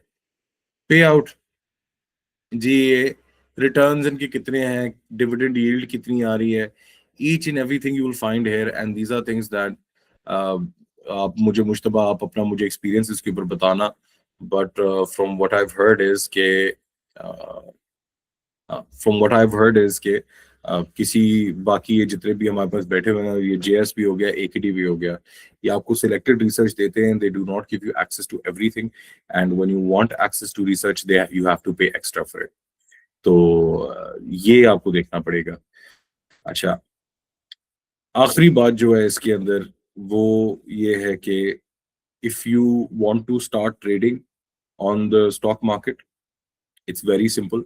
आपको CNIC फ्रंट पैक चाहिए, आपको अपनी वालदा का नाम पता होना चाहिए, आपको एक ऐसा बैंक अकाउंट जो आपके नाम पे हो, आपका अकाउंट टाइटल और आपका जो ब्रोकरेज अकाउंट होगा उन दोनों का title must be the same. उसका आईबैन आपके पास होना चाहिए, एंड ये अगर आपके पास है यू कैन ओपन अप अ सहूलत अकाउंट। A सहूलत account is going to limit you to 1 million की transaction investment per year, and for starting off I think that's good enough for anyone। अगर वो नई चीज में घुसते हैं तो इंस्टेड कि वो एकदम से अपने सारी जमीनें बेच के उसमें पैसे डाल दें, उससे बेहतर यही है कि थोड़े थोड़े करके आप पहले खेल के देखो। मैंने भी जो स्टार्ट किया तो मैंने ऑफ कोर्स बहुत सारे पैसे उसमें नहीं डाले, मैंने अभी भी बहुत सारे पैसे नहीं डाले हुए। I am still learning, and everyone's going to continue to learn. और इन सेशंस का भी मकसद मेरी एंड से यही है कि we all learn together. There so many things जो पता चलती हैं। आज वो ग्रुप के अंदर भी बात हो रही थी वो मॉनेटरी पॉलिसी की, तो 15 दिसंबर को अगर मीटिंग होती है उससे हमें एक नई चीज मिलेगी। We all discuss what's happening and eventually we all grow together and make a good amount of money on the side. Why not? तो this is what I had in mind जब मैं इसकी बात करना शुरू हुआ था। तो ये चीज अगर आपके पास है, यू कैन ओपन अप अ सहूलत अकाउंट। KSB पे बेसिकली जनरली होता क्या है कि मैं ओपन इट, मैं इधर ही खोल देता हूँ, share my entire screen again. मैं अगर KSB पे जाता हूँ तो I just go to ksb.com, and इधर सबसे ऊपर ये, अच्छा by the way KASB is also facilitating blue x की का IPO, एंड 17 दिसंबर को वो IPO होगा। एंड उसका भी पूरा उन्होंने अभी होम पेज के ऊपर ही पूरी डॉक्यूमेंट उस पर डाली हुई है, और वो फैसिलिटेट भी करेंगे if you want to be part of the IPO। मैं खरीदना चाह रहा हूँ। 53 का मेरे ख्याल से स्टॉक निकलेगा, 10 उसकी वैल्यूएशन हुई और 53 का प्रीमियम उसके ऊपर जा रहा है। तो मजा आएगा। सो खैर, आप इधर आए, आप इधर आके ओपन अकाउंट पे क्लिक कर दें, ठीक है, एंड वो फॉर्म लोड हो रहा है। यहाँ पे आपने नाम डाला, मोबाइल नंबर डाला, मोबाइल किसका है, ईमेल एड्रेस, कौन सा बैंक है, उसका आईबैन, सीएनआईसी की फ्रंट पिक्चर और बैक पिक्चर, ये अलग-अलग आपने देनी है। You will submit this. आपको ईमेल के ऊपर एक आएगा, मैं आपको करके दिखा देता बट मेरा ऑलरेडी चूंकि खुला हुआ है तो वो उसको इस फॉर्म से आगे नहीं जाने देता। व्हेन यू सबमिट दिस, आपको ईमेल के अंदर एक और फॉर्म आएगा, so that is called a KYC form, know your customer। अब केवाईसी, इवन दो आपने जब बैंक अकाउंट जिंदगी में पहली दफा खुलवाया था तब भी आपका केवाईसी हो गया था, योर बैंक नोज कि आपकी सैलरी आती है, कहाँ से आती है, एवरीथिंग। बट अल्हम्दुलिल्लाह पाकिस्तान का इतना मजेदार सिस्टम है कि NADRA is not entirely connected with the state bank. The state bank is not entirely connected with the CDC, जिसकी वजह से हर दफा केवाईसी करना पड़ता है। तो केवाईसी फॉर्म आएगा, ये एससीसीपी की रिक्वायरमेंट है और सीडीसी की रिक्वायरमेंट है। उसमें क्या है जी, अगर आप नॉर्मल अकाउंट खोल रहे हैं तो आपने अपनी 3 महीने की बैंक स्टेटमेंट अपलोड करनी है दिखाने के लिए कि हाँ जी मेरी एक्चुअली सैलरी आती है। आपने प्रूफ ऑफ इनकम देना है, तो एम्प्लॉयर लेटर हो जाए, वैसे तो सबसे आसान काम होता है, आप सैलरी स्लिप उसके अंदर अपलोड कर दें कि हाँ जी ये देखो मुझे इस कंपनी से तनख्वाह मिली है, और वो आपकी बैंक स्टेटमेंट के अंदर रिफ्लेक्ट भी होगी। These are the only things जो आपके नॉर्मल अकाउंट के अंदर एक्स्ट्रा जानी होती है। वो आपका हो गया, and that's your KYC. KYC आपने अपलोड कर दिया, उसके बाद आपसे आखिरी फॉर्म आएगा, उसके अंदर आई थिंक केवाईसी के अंदर ही है, आपको एक अपने सिग्नेचर की तस्वीर खींच के भी उसके साथ अटैच करनी पड़ेगी, वो अपलोड ही करनी है। यू डू दैट, एंड आपकी सारी इंफॉर्मेशन जो है वो ब्रोकर के पास आ जाएगी। ब्रोकर जो है उसको सीडीसी के ऊपर सारी इंफॉर्मेशन को सीडीसी के फॉर्मेट के अंदर अपलोड कर देगा। If you upload everything correctly तो there will be no issue. अगर उसके अंदर कोई प्लस माइनस हुई कि जी ये फलानी आईडी कार्ड की तस्वीर ठीक नहीं आई, या फिर आपका आईबैन मैच नहीं हो रहा, या कोई इस तरह की चीज है, तो आपको उस ब्रोकर का कस्टमर सपोर्ट का बंदा जो है या एजेंट जो है वो आपको कांटेक्ट कर लेगा, एंड वो आपको कहेगा यार ये चीज मुझे जरा क्लियर कर दें। वो उस चीज को वहां से क्लियर करके वो आपका आगे सिस्टम ऑन कर देगा, एंड आपका अकाउंट खुल जाएगा। This process will not take more than a day. आपने जब सारी इंफॉर्मेशन डाली, एंड सीडीसी और एनसीसीपीएल ने आपकी वो जो पूरी वेरिफिकेशन करनी है वो पूरा का पूरा उन्होंने काम किया, this process will not take more than a day. Take the brokerage house, वो जितने भी हैं दे वेरी एफिशिएंट, बिकॉज वो तो एक सर्विस प्रोवाइड कर रहे हैं private organisations, but obviously government के एंड के ऊपर कभी कभार इश्यूज आ जाते हैं एंड वो थोड़ा सा डिले हो जाता है। But as soon as your account is open, you will get an email from the CDC, you will get an email from K-Trade as well। वो आपको आपका यूजर नेम, पासवर्ड और ये सारी चीजें मिलेंगी, आपको आपका पिन कोड मिलेगा, आपको ऐप के डाउनलोड लिंक्स मिलेंगे, आपको वेब पोर्टल का लिंक मिलेगा, आपको डेस्कटॉप टर्मिनल का लिंक मिलेगा। You download those, open them up, and अल्हम्दुलिल्लाह यू बिगिन ट्रेडिंग। अच्छा, आपने पैसे अपने अकाउंट में कैसे डालने हैं, जेएस का मुझे नहीं पता, आई एम श्योर उनका भी शुरू हो गया होगा रास्त के साथ। इसी पे ही आप के ट्रेड के ऊपर आते हैं, एंड यहाँ पे ना वो जब आपको ईमेल भी जो आएगी ना उसके अंदर भी वो लिंक गिवन होगा। उसमें बेसिकली आप अपना क्लाइंट कोड एंटर करते हैं, एक बार के अंदर उस पर लिखा होता है जनरेट आईबैन, वो आप करते हैं, आपको एक आईबैन मिल जाता है। आपने वो आईबैन उठाना है, अपने फोन की ऐप के अंदर डाल देना है, और उस वाली ऐप के अंदर डालना है, उस अकाउंट के अंदर बेनिफिशियरी ऐड करना है जिसका टाइटल एग्जैक्टली वही हो जो आपके ब्रोकरेज अकाउंट का भी हो। तो वो आपने उसके अंदर ऐड बेनिफिशियरी कर देना है। बैंक आपने कौन सा सिलेक्ट करना है, सेंट्रल डिपॉजिटरी कंपनी, सीडीसी। से हुकूमत को आपने पैसे देने, आपने ब्रोकर को पैसे नहीं देने। के ट्रेड आपसे पैसे नहीं ले रहा। जब आप रास्त वाला करते हैं ना तो के ट्रेड आपसे पैसे नहीं ले रहा होता। अगर आप एक जेएस को या किसी और को आप जब पैसे दे रहे होते हैं तो if you are transferring it into their account and then giving them a screenshot या एनी ईमेल कि जी मैंने ये भेजा है, ये देखो ये उसकी रसीद है, एंड देन वो भी पैसे उठा के सीडीसी को देते हैं, जी ये इसके पैसे हैं, ये हमारे नहीं है। तो सीडीसी उसको मैनेज कर रहा होता है। So you transfer that account into the CDC, वो फॉरेन सीडीसी के पास जाता है, उसका पोर्टल उसी वक्त ही ब्रोकर के अकाउंट में आपके पैसे रिफ्लेक्ट कर देता है। तो जब वो उधर रिफ्लेक्ट होते हैं तो वो रिफ्लेक्ट होते हैं एज क्रेडिट्स। ठीक है, वो आपको आपकी ऐप और आपका टर्मिनल जो है वो उसको पीकेआर बता रहा होता है, but the broker still does not have access to your money. The broker has credits. जी वो क्या होगा, CR आपके लिखा होगा जी, आपने 1 लाख रुपए डाला तो 100,000 CR लिखा हुआ है, it's 100,000 credits of the CDCM के पास जो पैसे आपके हैं वो वाले। So whenever you make a deal, वो स्टॉक एक्सचेंज के ऊपर ब्रोकर के वो के पाथ से आपका रियल टाइम के अंदर डिजिटल ओसी के अंदर आपका ऑर्डर प्लेस होगा, somebody wants to buy that order, उसी वक्त ही वो ऑर्डर एग्जीक्यूट होगा, ऑर्डर एग्जीक्यूट होगा, आपके अकाउंट के अंदर चीजें रिफ्लेक्ट हो जाएंगी। सीडीसी एक दिन डे एंड के ऊपर, अच्छा अब वो आपके अकाउंट में रजिस्टर हो गया है, डे एंड जब मार्केट क्लोज हो जाएगी तो फिर सीडीसी का पोर्टल सारी की सारी ट्रांजैक्शंस को रिकनसाइल करेगा और उसके बाद आपको एक ईमेल भेज देगा कि जी आपने आज ये परचेस की है और ये वाले इतने शेयर जो हैं आपके नाम के अगेंस्ट रजिस्टर हो गए हैं, these are your property now, that is it. अब आपको पता है, I am an owner in the company, I am a partner in that company now, and if I have the ability I will buy even more shares and ultimately मैं 10% लेके board of directors में भी चला जाऊंगा। So that is the power of the stock exchange. If anyone has any questions, हमने 1.5 घंटे का session किया, तकरीबन बड़ा मजा आया। कोई क्वेश्चंस हैं तो I am up for it, बताएं। जो जो मैं आंसर कर सकूंगा मैं करूंगा, जो मैं नहीं कर पाऊंगा वो आप लोगों की मदद से हम एक नई चीज सीखेंगे। It will be a lot of fun, we are going to grow together, बहुत मजा आएगा। So yeah, questions please. Hmm, no questions? So तो नहीं गए सारे, मैंने सबको सुला तो नहीं दिया, ऐसा तो नहीं है? तो यार, if how to start technical analysis of any company? अच्छा, टेक्निकल एनालिसिस अगर आपने स्टार्ट करना है ना तो अगेन मेरे से ऊपर की चीज है, उसके अंदर आप ये देख रहे होते हैं अच्छा जी फाइनेंशियल इनके क्या चल रहे हैं, इनकी प्रॉफिट इतना आया, टैक्स इन्होंने इतना दिया, ये तो की लेवरेज चल रही है। अच्छा लेवरेज क्या होती है जी, इसने कितना कर्जा लिया हुआ है, कर्जा, उसके ऊपर उसने कर्जा वापस भी करना है, सूद भी देना है, वो उसकी लेवरेज होती है। ये आपने देखना है, इसके बड़े फॉर्मूले हैं, लंबे चौड़े हैं, उसका इतना मुझे एग्जैक्ट नहीं पता। व्हाट आई डू इज मैं कोपायलट खोलता हूँ, कहता हूँ यार मुझे इसका टेक्निकल एनालिसिस, फंडामेंटल निकला था, मैं कहा टेक्निकल भी कर दो। टेक्निकल एनालिसिस ज्यादातर जो है वो आपके एनालिस्ट ही कर रहे होते हैं और वो उसकी रिपोर्टें निकाल देते हैं। तो जिस तरह की मैंने 1-2 रिपोर्ट शेयर की थी, उस तरह की रिपोर्ट्स आपको केटरेड भी भेजता रहता है, तो आप उसको भी देख लेते होते हैं। मैंने खुद अभी तक नहीं किया है तो आई कांट रियली से।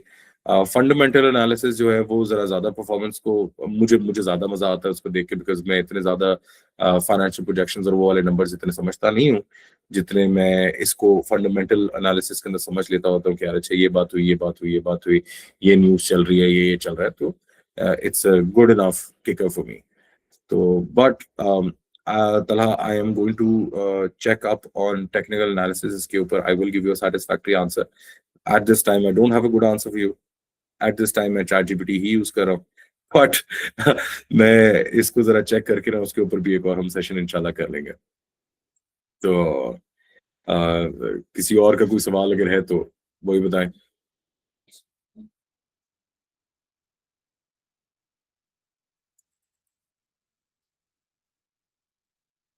हम्म,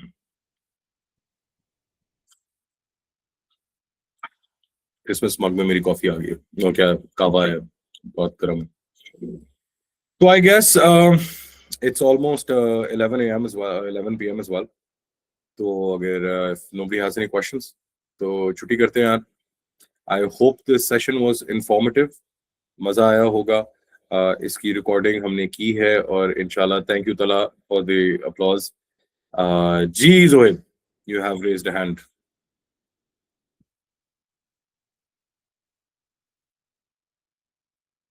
वो हाथ खड़ा करके चला गया। तो इसकी रिकॉर्डिंग भी मैं अपलोड करूंगा। People who made it, thank you so much, and सारे इतनी देर तक मेरी सुनते रहे बातें, thank you so much for your time and thank you so much for your support. हम सारे मिलकर इसको चलाएंगे, बहुत मजा आएगा, एंड ये रिकॉर्डिंग भी मैं ऊपर डाल दूंगा तो इंशाल्लाह और लोगों को भी फायदा होगा इससे। एंड मैं अर्ज सबको ये करूंगा, स्टॉक एक्सचेंज के अंदर आए, do something that actually benefits the company कह रहा हूँ, benefits the country. Society, real estate, आप प्लॉट खरीद लेते हैं वो एक डेड एसेट है, उसका कोई फायदा नहीं है। एंड आप अगर कंपनी में इन्वेस्ट करते हैं, कंपनी ग्रो करती है, वो इवेंचुअली एक्सपोर्ट्स की तरफ जाती है, उसका पाकिस्तान को फायदा है। So if we actually going to do something जिसमें हमें और मुल्क को दोनों को फायदा हो, तो स्टॉक एक्सचेंज से बेहतर कुछ नहीं है, in all honesty. And Mushtaba, if you were to help me with starting a podcast, I would love to. बहुत मजा आएगा। मेरी कोई हेल्प करने वाला हो, आपको आइडिया तो हो गया होगा पिछले सेशन को इसको लेके। टेक्नोलॉजी का मुझे इतना कोई खास आइडिया नहीं है, थोड़ी सी help, let's start a podcast as well. तो क्या ख्याल है, छुट्टी करें? मैं भी बोल बोल के थोड़ा सा थक गया और 1.5 घंटे लगातार कंप्यूटर को देख के बोलते रहे। थैंक यू सो मच यार, it was a lot of fun. Thank you. इंशाल्लाह इसके बाद एक और भी करेंगे। तो नाउ आई वुड रिक्वेस्ट कि आप लोग डिसाइड करें कि अगले सेशन के अंदर क्या बात होनी चाहिए, ठीक है? And let's do like a weekly thing इसके ऊपर। हर हफ्ते कोई बात करते हैं, स्टॉक्स को भी डिस्कस करते हैं, सारा कुछ करते हैं। It will be a lot of fun. तो यार thank you so much. Allah हाफिज, अस्सलाम वालेकुम।